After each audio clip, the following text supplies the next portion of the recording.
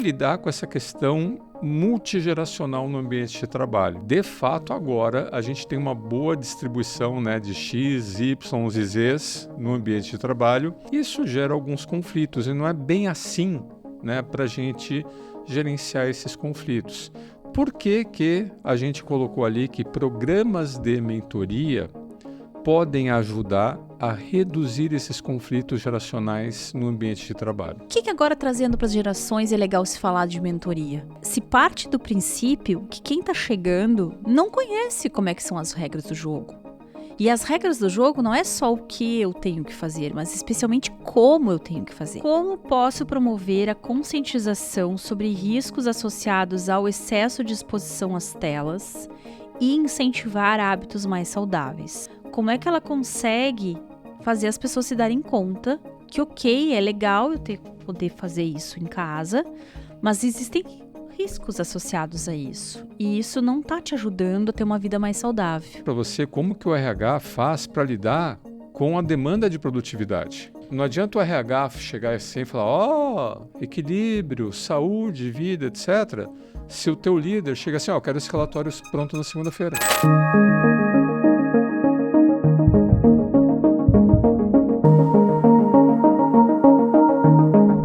Olá, você está no Arena IE, eu sou Alessandra Gonzaga. E eu sou Marcelo do Carmo. A gente está iniciando hoje a nova temporada.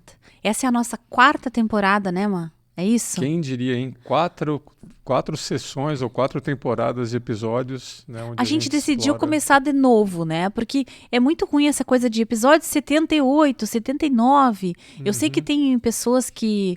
Aí tem episódios até o 400 e tanto, 500 e tanto, já tem podcasts grandes. Eu sei que tem gente aqui na mesa que é traumatizada escrevendo procedimento de relatório de gestão, o item 4.5.8.10 da norma, né?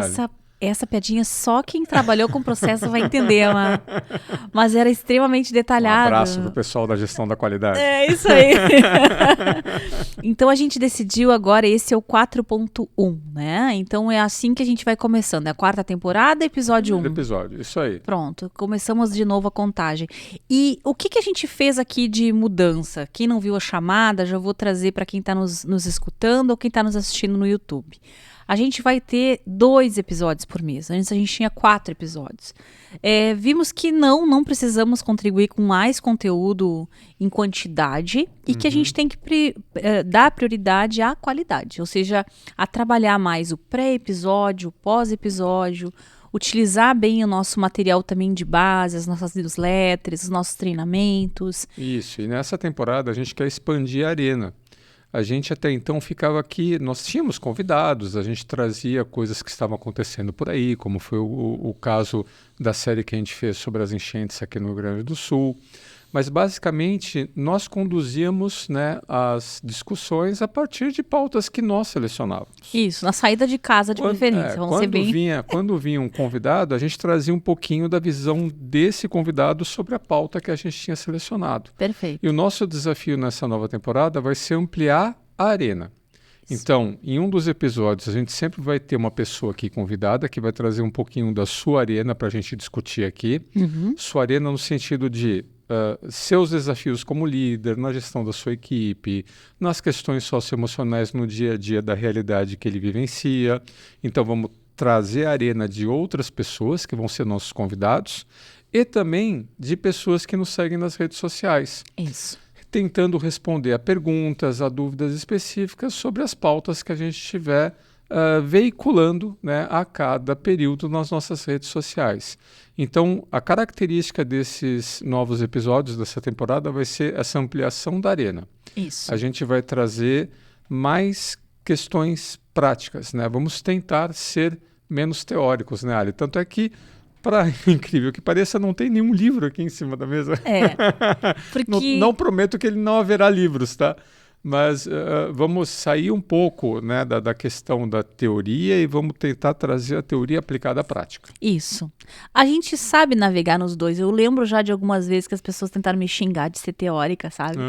E a gente sabe que podemos ser bastante empíricos, práticos, ou mesmo dinâmicos no sentido de colocar as pessoas a trabalharem ali com a gente. Mas eu sempre gostei de trazer o embasamento teórico. E isso a gente vai continuar fazendo, né, amor? Sem falar de ter uma postura ética de dizer da onde, né, vêm os conceitos. Isso. Né? Não vem da nossa cabeça, né, e nem tampouco, né, a gente cria, né, essas coisas. Né? A gente vem aqui e gosto da analogia do Clóvis de Barros. Né? Nós somos explicadores. A gente pega as teorias, os conceitos e tenta traduzi-los, né, para a realidade que a gente encontra aqui no dia a dia da nossa arena. Isso aí. Então vamos começar? Vamos começar. Aqui o Marcelo tem uma lista de perguntas do que a gente foi coletando, né? Para trazer para cá. E eu vou começar então, vamos tentar fazer essa dinâmica. Eu vou colocar o ponto aqui, né? Você explora, eu exploro e quando a gente estiver satisfeito com essa exploração, a gente vai para o próximo ponto. Bom, eu duvido que a gente consiga mais do que 3 perguntas, do jeito que a gente fala. A gente tem, né? Vamos lá. Vamos lá então. Então o primeiro ponto, Ari, tem a ver com um artigo que eu liberei a semana passada. Não, né? agora essa semana. Então, mas o episódio está indo ao ar, né? Na próxima semana. Então a gente liberou essa semana um artigo sobre questões geracionais. Perfeito. Como que a gente lida com as diferenças geracionais? E da onde saiu esse artigo? A gente está revisitando, né, o nosso portfólio de workshops e um dos temas que a gente vai endereçar é como lidar com essa questão multigeracional no ambiente de trabalho. A gente está vivendo uma época que, de fato, agora a gente tem uma boa distribuição, né, de X, Y e Z no ambiente de trabalho. Isso gera alguns conflitos e não é bem assim, né, para a gente gerenciar esses conflitos. Eu descrevo lá no artigo, né, que há diferenças, mas também há muitos pontos em comum. Eu trouxe aquele conceito lá do Hans Rollins, né, que os comportamentos das pessoas, né, das diferentes gerações são como distribuições sobrepostas. Em média, a gente não é tão diferente assim, mas quando a gente olha para os extremos, há bastante diferença. E a gente tentou endereçar no artigo como que um líder tem que fazer ou pode fazer para encurtar essas distâncias entre gerações, para aproximar um entendimento mútuo. E uma das coisas que a gente colocou lá no artigo, foi até sugestão tua, né, na edição que a gente fez, foi a utilização de programas de mentoria. E é sobre isso, Ali, que eu gostaria que você abrisse, né, essa primeira discussão das questões geracionais. Por que a gente colocou ali que programas de mentoria podem ajudar a reduzir esses conflitos geracionais no ambiente de trabalho? Legal. Aqui tem várias camadas a tua pergunta, Má. Temos tempo. Vamos lá. A primeira camada, vou pegar falando em mentoria, me faz lembrar já o que um cliente meu fez essa semana. Sempre eu que agendo as sessões, né? Mas a gente estava remoto, estávamos viajando e ele que agendou a sessão. E ao invés de ele chamar de coaching executivo, ele botou lá, mentoria com Ali. E eu achei interessante porque tá migrando, e agora o próprio cliente colocou que eu sou mentora de inteligência emocional, assim como outras pessoas são mentoras em outras áreas. Eu sei que existe uma confusão nas redes e por isso que eu começo pelo termo. Mentoria, no termo clássico, tem a ver com você transferir conhecimento de uma pessoa, portanto, mais experiente, que já trilhou um determinado caminho em uma determinada área, em um determinado campo de atuação, para uma pessoa iniciante nesta área. É daí que vem a mentoria organizacional. É diferente do coaching que você não está ensinando alguma coisa para alguém, você está compartilhando experiências. Perfeito. Que essa experiência compartilhada pode ser útil para a pessoa fazer as reflexões e tomar suas decisões de vida e de carreira. Isso, no coaching, a intenção, que infelizmente ficou uma palavra terrível e as pessoas estão evitando usar por conta de tudo que ficou relacionado ao próprio marketing da lifestyle, da pessoa que consegue ser fantástica e que fala para todo mundo, espera que eu te conto como ter a vida ideal, né? Calma que consultoria aconteceu a mesma coisa. A mesma coisa. Era o conselho tão óbvio que insultava, então uma consulta, então se você for um consultor... Então o coach, e também aquela velha piada do cara que quer fazer coaching contigo e chega de Celta, né? Então, enfim... Tá, mas aí o que se sabe então dessa diferença é que no coaching executivo você tem um determinado agrupamento de competências que você acompanha com essa pessoa a partir das situações, da realidade dela, é bastante situacional, experiencial, prático. Então ele tem uma base de tarefas, existe uma análise de comportamento e do mundo, mas o foco é a ação e o resultado. Bom, então isso era o que se chamava. Por que agora, trazendo para as gerações, é legal se falar de mentoria? Justamente porque se parte do princípio que quem está chegando não conhece como é que são as regras do jogo. E as regras do jogo não é só o que eu tenho que fazer, mas especialmente como eu tenho que fazer. Que processos eu tenho para trabalhar. Quais são as pessoas que eu devo acessar? O que é correto fazer ou não? Devo ou não devo chamar meu colega no momento do trabalho para colocar um desconforto que eu tenho em relação ao que aconteceu na última reunião? Quando que eu endereço essas coisas? Então, na mentoria, você pode sim trabalhar questões comportamentais e relacionais. Existe uma licença para isso. Porque hoje em dia se está percebendo, e agora viemos para o lado das gerações, e no teu artigo tu fala isso. Então, as pessoas estão pessoalizando muito. Antigamente, pensando 10 anos atrás, se dizia, mas isso não é pessoal, eu estou te falando do teu trabalho. Hoje tudo é pessoal. E não é porque uma pessoa se sentiu ofendida, é porque você comentar do trabalho de alguém, da forma como você comentou isso, o contexto com que tu trouxe isso, e especificamente o que você deseja com esse comentário, é pessoal. Eu acho que esse é o principal choque, né, dessas novas gerações. A gente aprende vai sair o primeiro no meu tempo. Começou, hein? Vamos contar. No meu tempo, né? A gente aprendia a virar gente, né? A gente brincava assim, né? No embate com as outras pessoas. Perfeito. É a tal da regulação social. O comportamento adequado e inadequado, ele é regulado socialmente. Não existe um manual de etiqueta ou de boas maneiras, comporte-se assim. Não, você vai lá, você começa a se comportar e se você tem um comportamento inadequado, alguém te corrige. Né? E aí que tá, esse te corrige, aproveitando a deixa aqui, ele é totalmente interacional. Isso. E quando tu tem uma tela para te intermediar esse feedback, tudo se torna distorcido. Porque eu não tô vendo a reação que tu teve quando eu comentei algo que tu não gostou. Eu também não tô vendo quando eu disse algo que te impactou, como que você respondeu para mim. Então, esse tal biofeedback facial e interacional, que não tão somente estou na tua frente te olhando, isso a gente perdeu nas organizações. A gente perdeu não apenas nas organizações, né, mas fora das organizações também. Essa geração que chega para a organização, ela recebeu menos, né, desse feedback social. Eu fiz uma pesquisa aqui, Ali, eu trouxe aqui alguns recortes, né, porque eu sabia que a gente ia endereçar esse tema. Olha, faltam horas, né, de trabalho aqui, ou faltam horas no dia. Vamos ver. Porque tem, eu peguei aqui aquelas coisas, tem que comer uma maçã, tem que né, tomar 2 litros d'água, tem que... De novo, né, aqui são comportamentos médios, tá, né? Mas olha só que absurdo. Pesquisa Game Brasil, né, desenvolvida por uma série de empresas, entre elas a SPM, a Escola Superior de Propaganda e Marketing. Então tem até uma universidade aqui idônea. Recente, né, de dezembro do ano passado, 23, a janeiro de 24. 74% das pessoas afirmam ter o hábito de jogar videogames.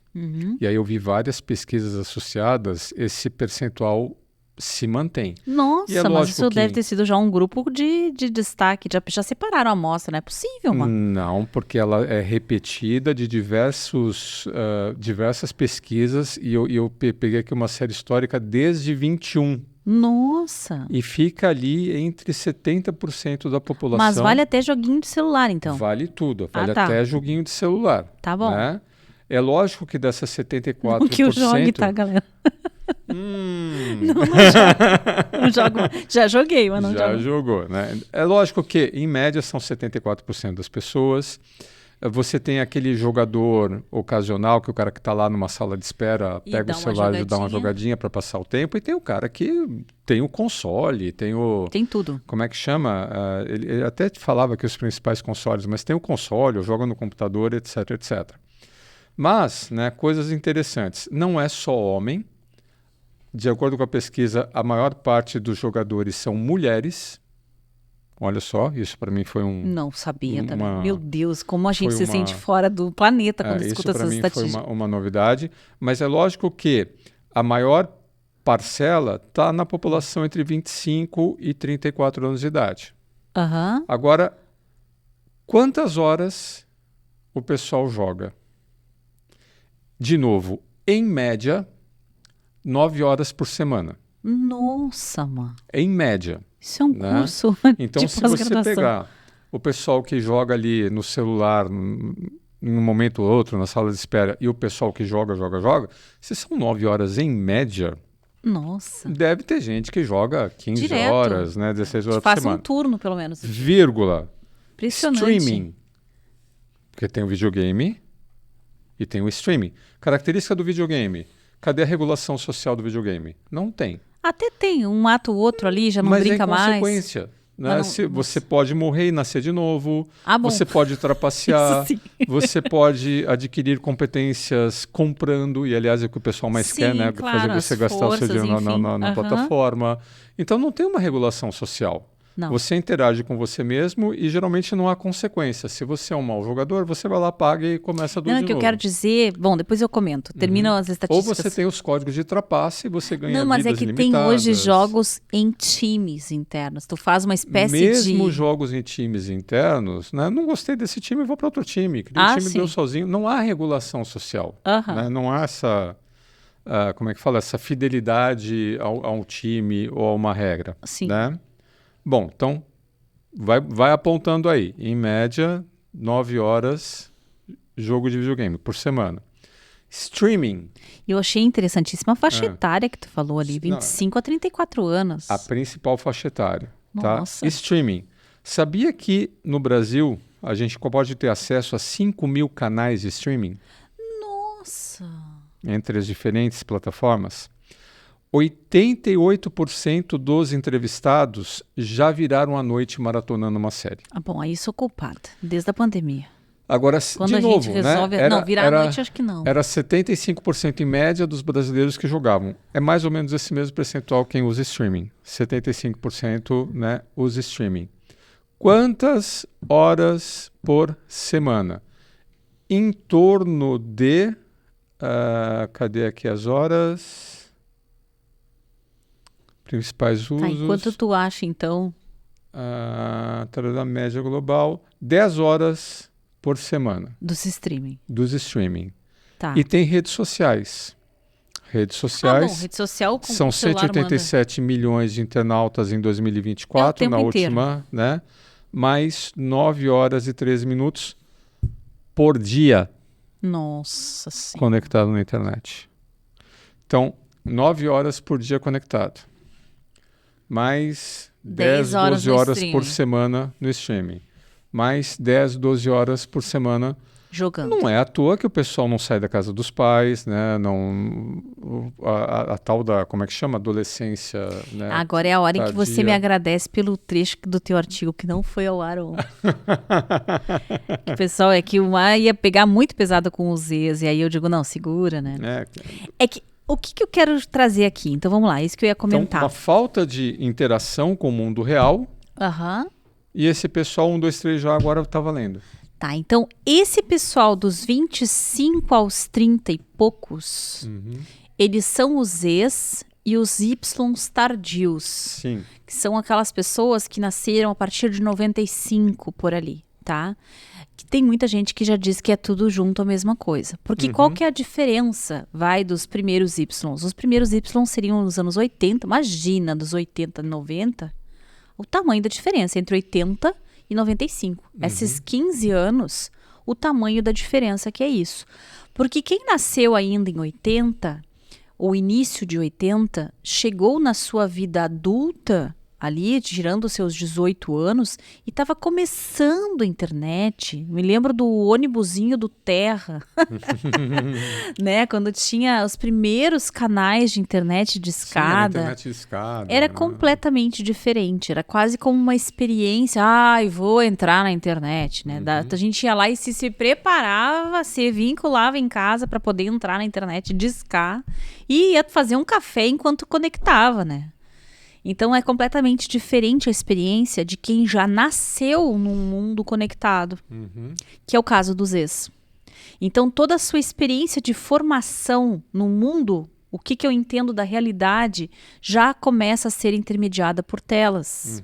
Ainda que um pouco, porque, por exemplo, nós temos uma filha de 18 anos que comenta que ela ficou até os 10, 11 anos sem celular. Isso é impossível hoje em dia um pai e uma mãe conseguir fazer.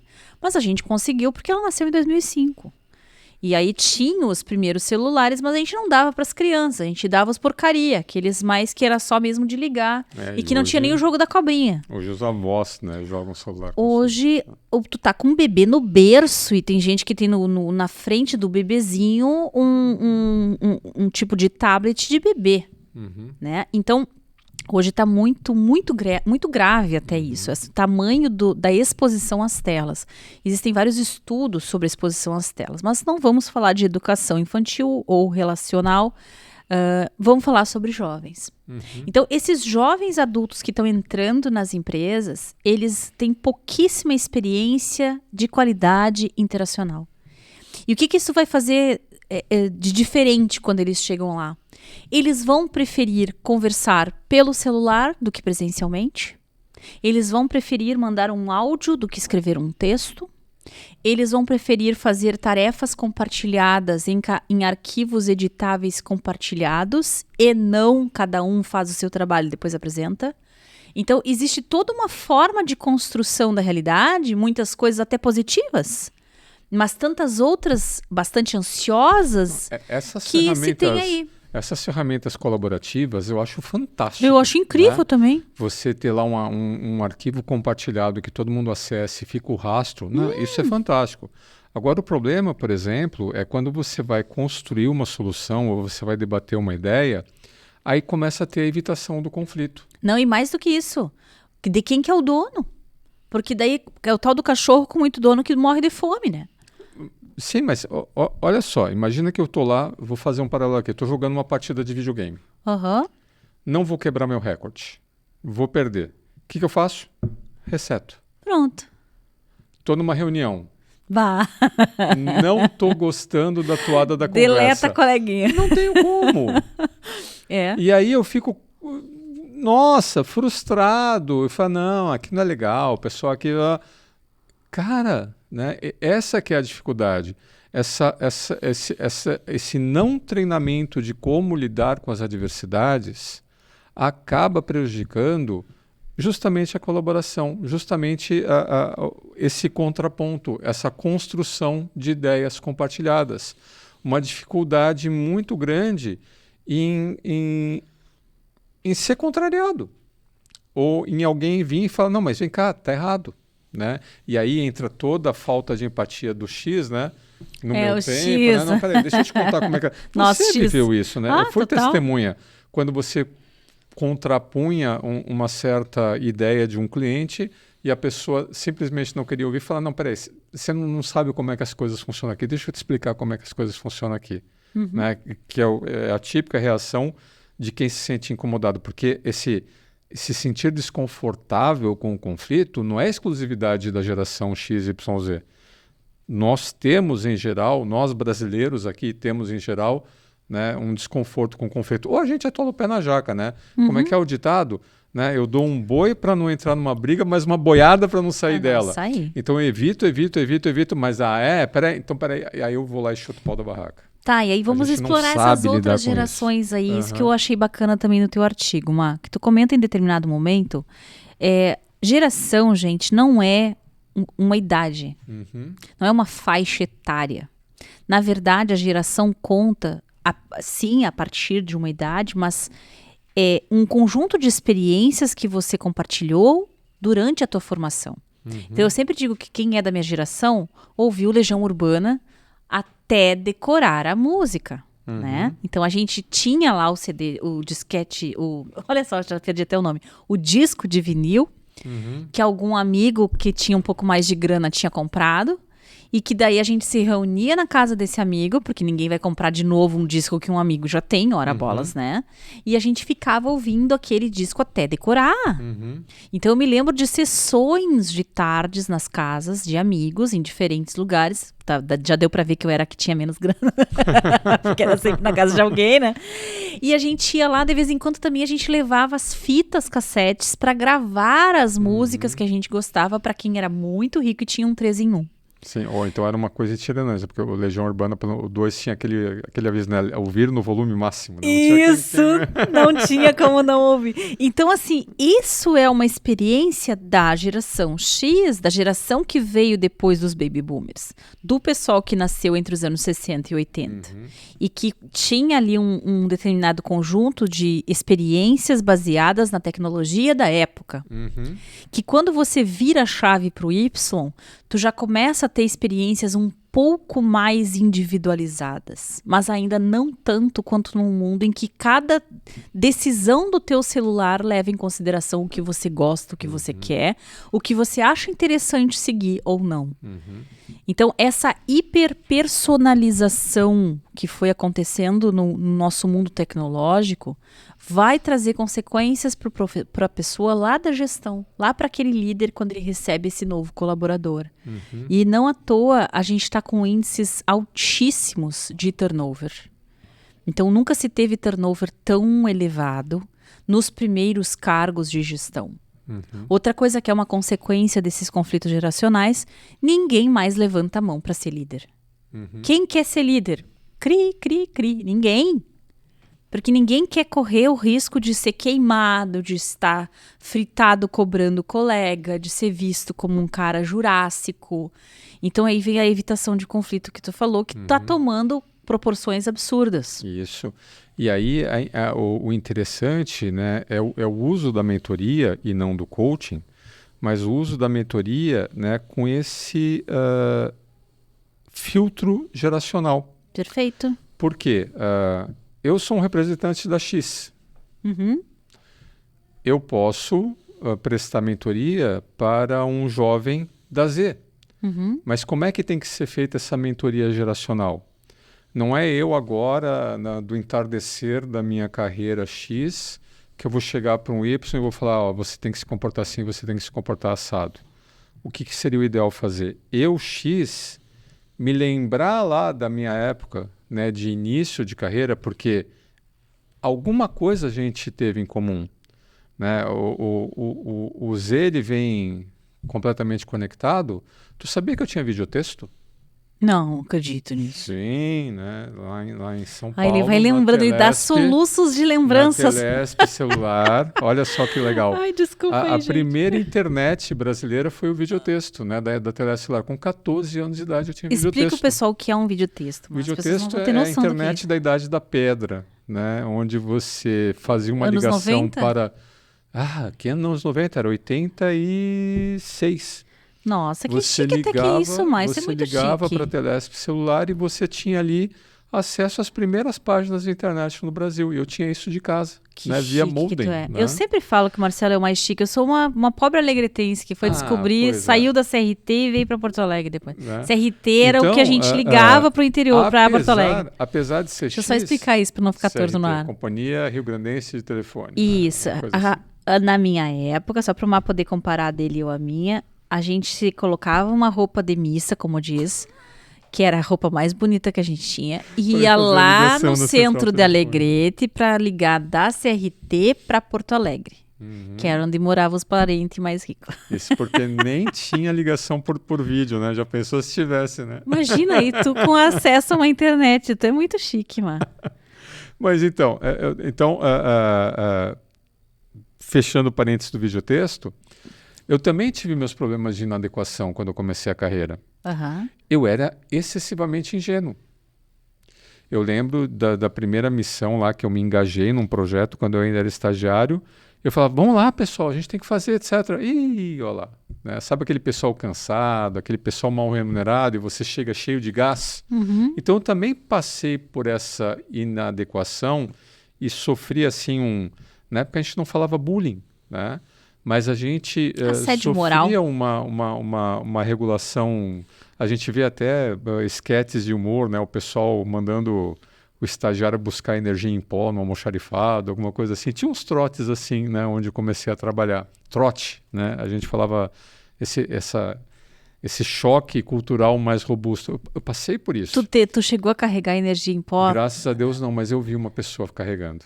Uma caixinha vazia com energia em pó. Eu vi, né? Ah, que dó. O camarada aí e era completamente Isso é ridículo. impensável se fazer Então, hoje em assim, dia com um novato. Botaram no sujeito um jaleco, luva, um Nossa, capacete, paramentaram pra casa. um óculos de proteção, né? E o cara veio trazendo assim a caixinha. Ele veio trazendo a caixinha. Uma caixinha vazia. Ele saía, né?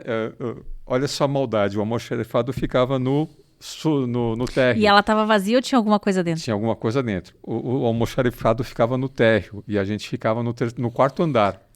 E o almoxarifado falava, olha, não pode pegar o elevador, né? Porque não pode sofrer parada brusca, né? Não pode chacoalhar, não pode cair no chão, nada. Então a pessoa lá vinha subindo as escadas assim, degrau por degrau, quase não respirava. E o não ápice tente do trote, isso na sua empresa. E o ápice do trote, quando o cara chegava e entregava a caixinha na mão de alguém, o cara deixava cair no chão. Mas olha, não façam isso, é muita maldade. Mas percebe? Então eu tenho lembranças em comum contigo. Eu passei por isso eu também. Eu também carreguei energia em pó. A minha vida, apesar do videotexto, não era tão conectada assim. Mas quando a gente entra para as organizações, e aí você é testemunha, e quem está nos ouvindo também é testemunha, as organizações não mudaram tanto assim. É, verdade. É mais ou menos igual quando a gente dava aula, né? Lembra que a gente falava para os alunos? Eu ia dar aula, falava, gente, vocês estão tendo o mesmo currículo que eu tive há 20, 30 anos atrás. A disposição das carteiras na sala de aula é a mesma. Tinha salas que eu dava aula lá na Unicinos que ainda era giz e lousa verde. Né? E que agora é vintage esse negócio. A única coisa diferente é que agora tem aqui um projetor de slides, mas é a mesma coisa. Então, as organizações não mudaram tanto assim. Então, se é maldade você pegar a minha experiência acumulada e compartilhar com a tua, o que tem que ser feita a mentoria? Eu tenho que me transportar lá para o meu início de carreira e orientar aquele camarada também no início de carreira. Eu tenho que me transportar quando eu assumir as primeiras lideranças e orientar o Y. Né? Então, essa aqui é a chave desse estabelecimento de pontes.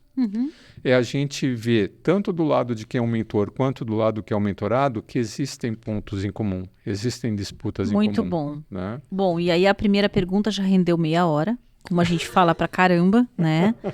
A gente tinha a perspectiva de 3 perguntas. Se for 2 é muito, né?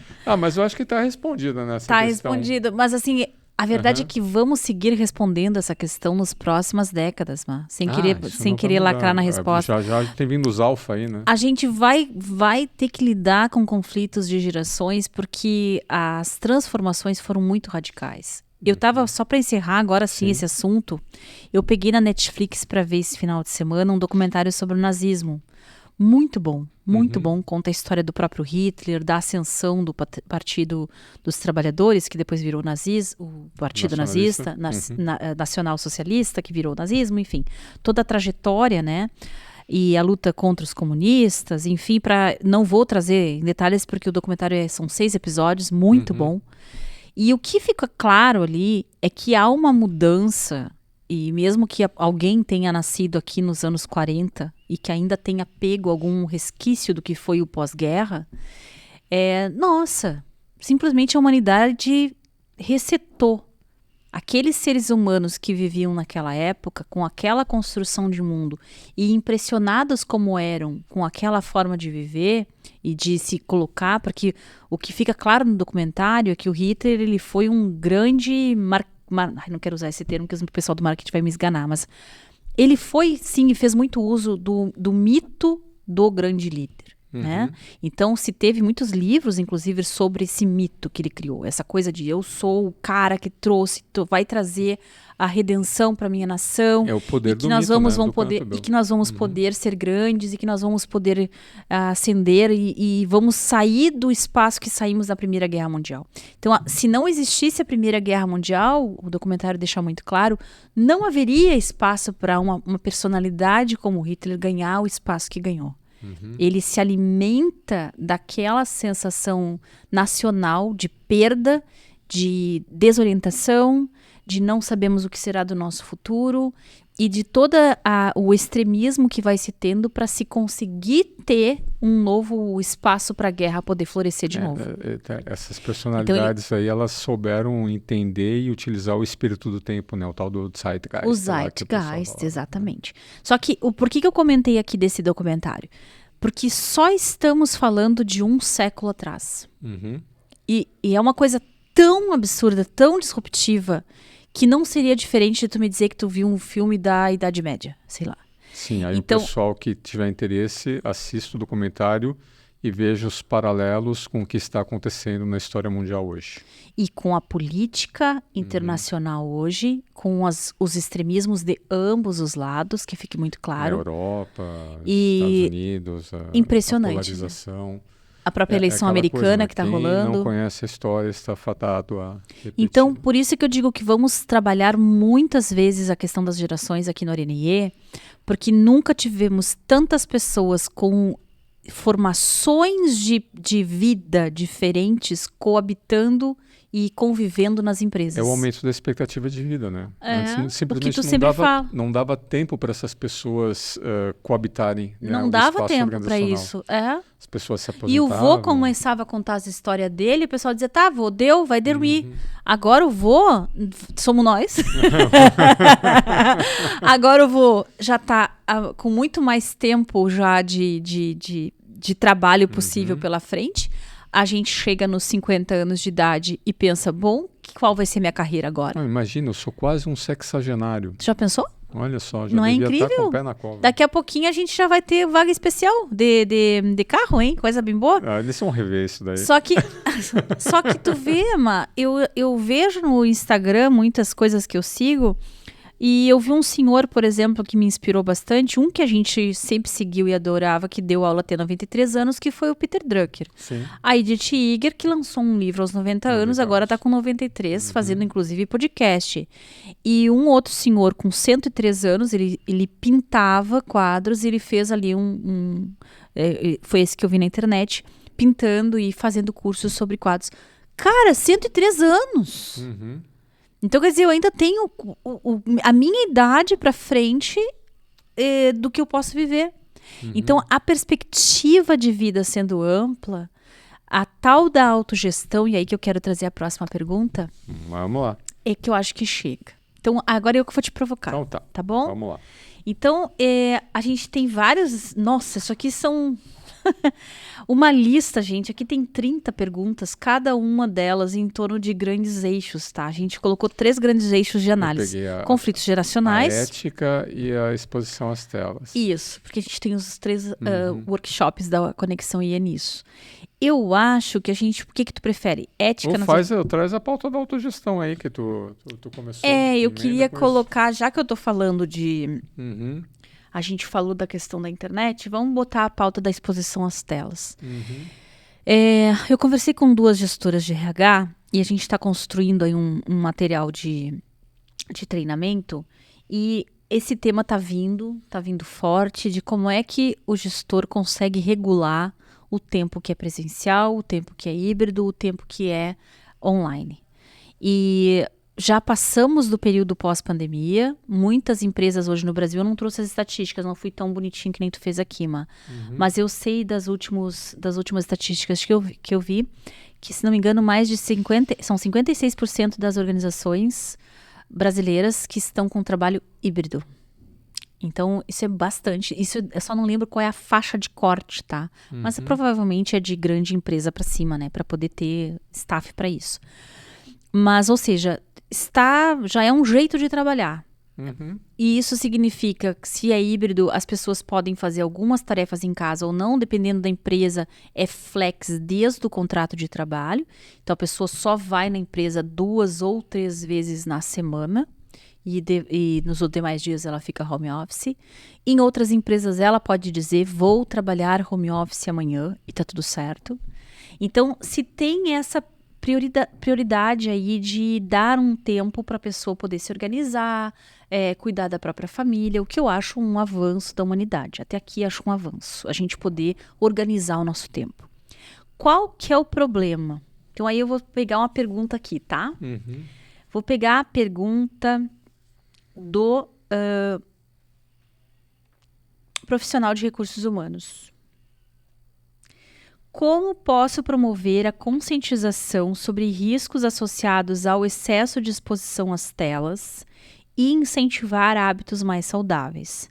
Então, a dúvida aqui da profissional de RH é como é que ela consegue fazer as pessoas se darem conta que, ok, é legal eu poder fazer isso em casa, mas existem riscos associados a isso. E isso não está te ajudando a ter uma vida mais saudável. O que tu pensa, Má? Viu? Ninguém treinou. Essa eu joguei assim no colo.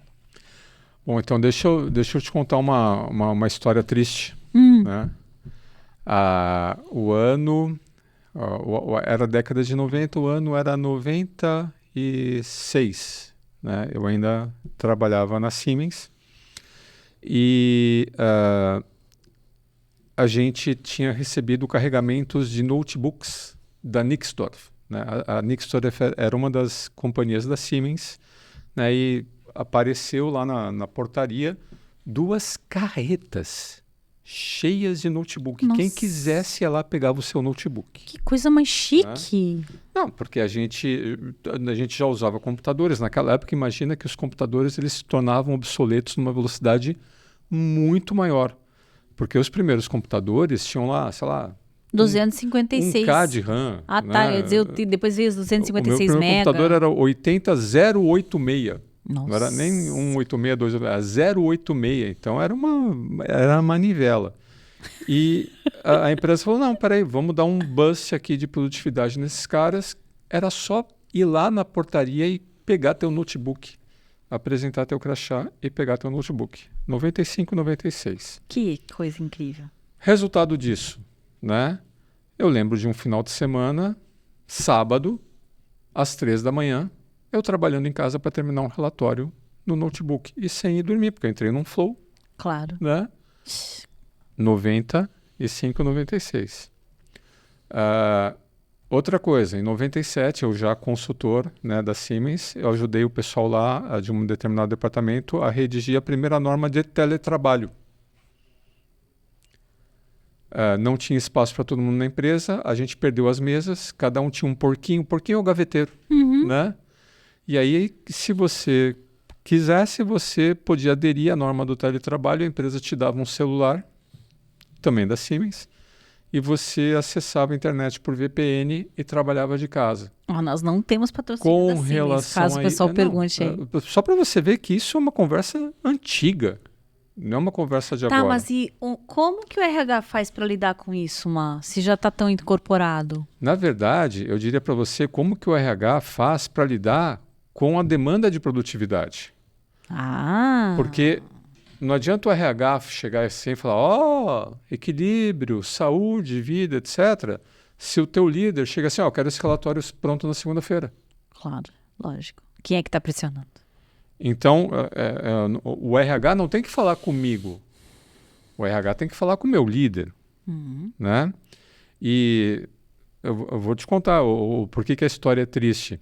Até então, eu usava óculos de grau assim para descanso.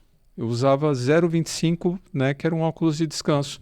Eu comecei a usar os notebooks. Na época, as telas do notebook não tinham matriz ativa.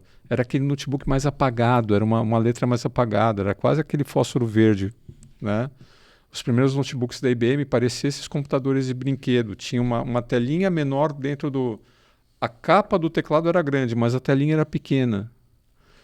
A cada consulta no oculista, eu ganhava meio grau a mais. E eu fui ganhando meio grau em meio grau, fui tendo astigmatismo, etc, etc. E só parei de progredir na minha perda de visão quando eu parei de usar notebook. Então, E hoje eu tenho, por exemplo, as tais filtros de tela azul que a gente coloca no óculos. fora as dores de cabeça, as coisas. Então, esse fenômeno, né, que não é recente, é um fenômeno antigo, ele não está associado à minha falta de conscientização sobre um equilíbrio vida-trabalho, etc., meu desejo de ir na academia. Está associado a o que é dito lá na reunião de resultado, o que é dito no feedback, o que é dito nas conversas one-on-one, né, o que você me entrega para eu te recomendar a progressão de carreira ou a promoção. Então, é essa liderança que precisa ter uma conversa sincera. E aí, a empresa está a fim de fazer essa conversa? Porque a gente quer mais equilíbrio. O que é a teoria, né?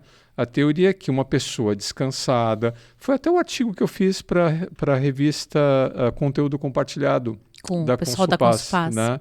Que saiu o mês passado. Conteúdo compartilhado. Busca lá nas nossas redes sociais, você vai acessar. A gente vai ter que colocar todos link, os nossos artigos né? num lugar só para facilitar para as pessoas. Teoricamente, né? A gente sabe isso por estudos, por pesquisas, etc. Quer aumentar a sua produtividade? Dorme bem, se alimenta bem, descansa, isso ajuda a ter foco. Pronto, agora é isso minha ajuda a vez ter de pegar a produtividade, pergunta, então. Deixa né? a tia do bem-estar Só aqui que falar. aí você quer correr o risco? Então, mas o que eu A ia te comentar empresa é o está a fim de seguinte. correr o risco? Isso me faz lembrar agora uma outra história, que quando eu estava fazendo num congresso de inteligência emocional, isso foi em 2013, eu nunca vou me esquecer dessa pergunta. Veio um cara de Wall Street e tinha um professor de Cambridge fazendo uma apresentação sobre inteligência emocional em grupos organizacionais. Tá, e tudo bonito e tal, e tudo cheio de gráficos e estudos aplicados, mostrando como a inteligência emocional melhorava a integração do time, blá, blá, blá, blá, blá, blá. Beleza. Aí o cara levanta a mão no final daquela apresentação e diz assim, professor, o senhor com todo respeito e tal, mas isso daí não tem como ser vendido para a direção da minha empresa, porque no seu estudo não fala nada sobre ampliar os resultados da empresa e o que a gente vê é que só se gasta nisso e não traz resultado nenhum. Bom, aí primeiro fez aquele silêncio, assim, constrangedor, né? Imagina, um auditório, um congresso, Aí o professor retomou a palavra e disse, não, o senhor está errado, porque você está considerando que o resultado é só a partir do que foi feito e o resultado entregue. Tu não está considerando que o teu resultado final na empresa tem toda uma série de custos que tu contabiliza como custo de produção, que são, na verdade, custos da não investimento em saúde. Então, o teu absenteísmo tu não botou na tua conta, tu não botou na tua conta tuas perdas, as pessoas que tu treinou, os erros de falhas. Ele foi trazendo um de cada vez, os indicadores, né? Mas o absenteísmo é o principal, a rotatividade também, e que você não contabiliza, porque isso é o que você deixa de ganhar, e que você não tem nunca como saber o quanto mais você ganharia se você tivesse pessoas felizes trabalhando. Então, eu acho que essa é a conta que falta para o pessoal conseguir se conscientizar. Eu, quando falo em conscientização, eu sempre lembro desse momento.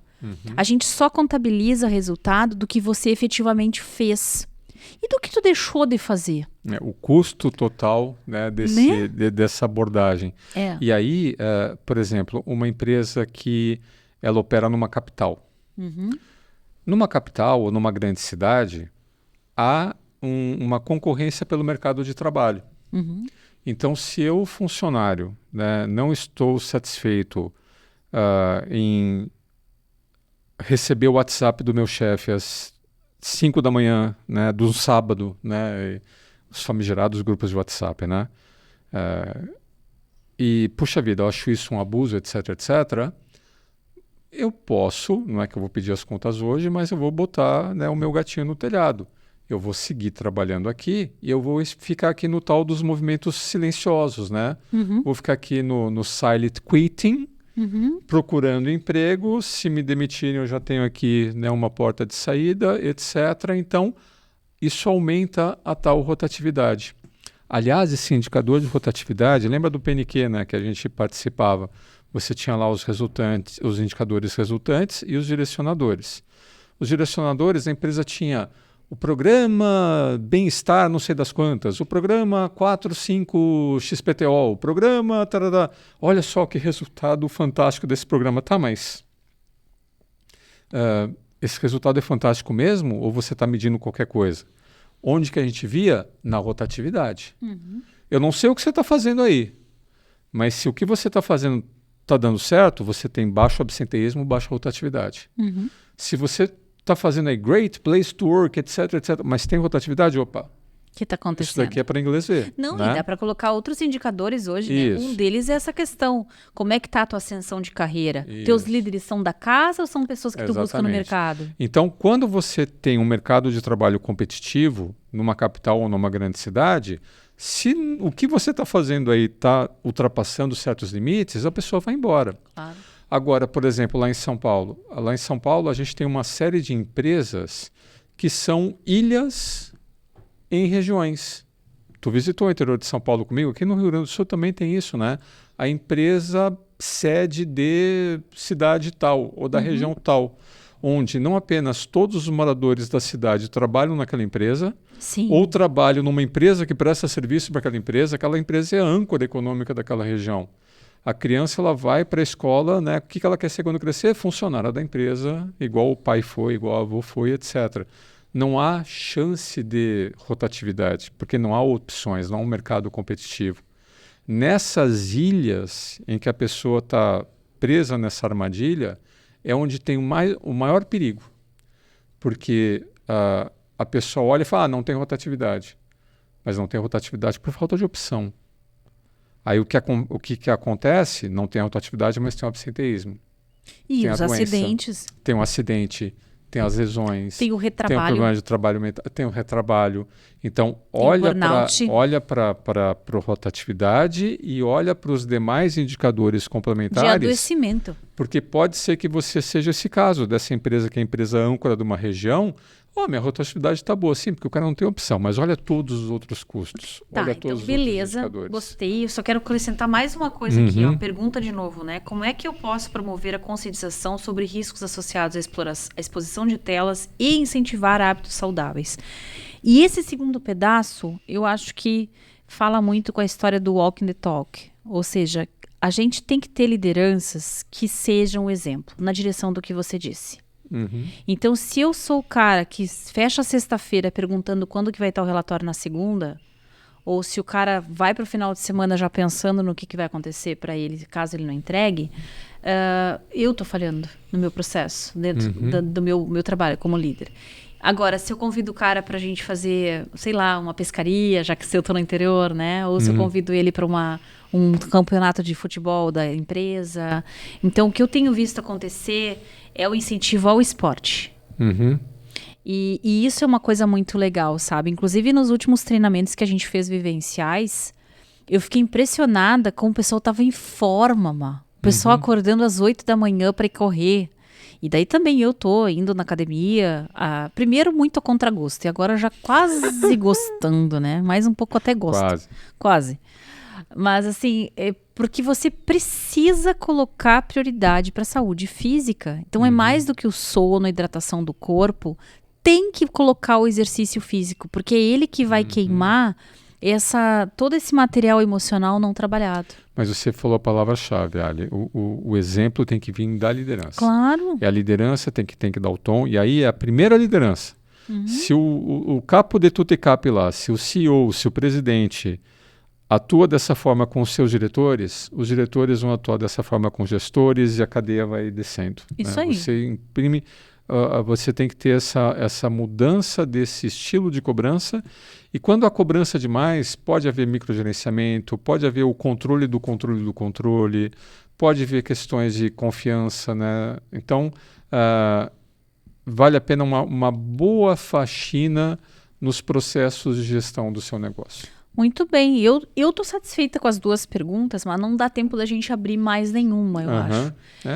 O que deu para ver aqui, a gente tinha 3 clusters de perguntas. Um de conflitos geracionais, uma de comportamento ético e uma da questão das telas. O comportamento ético e o que mais vier, né, para o nosso próximo bate-papo. Isso aí. Então, isso que eu quero convidar as pessoas. Se você está assistindo esse episódio, gostou de alguma coisa aqui, comenta com a gente. Se você não nos segue, segue o nosso canal.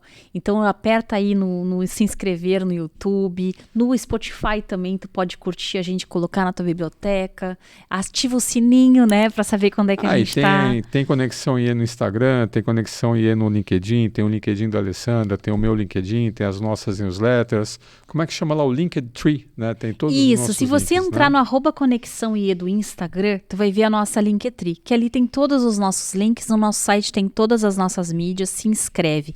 E mais do que tudo, faça comentários e perguntas, porque a gente quer saber que efeito está acontecendo aí o Arena IE em você.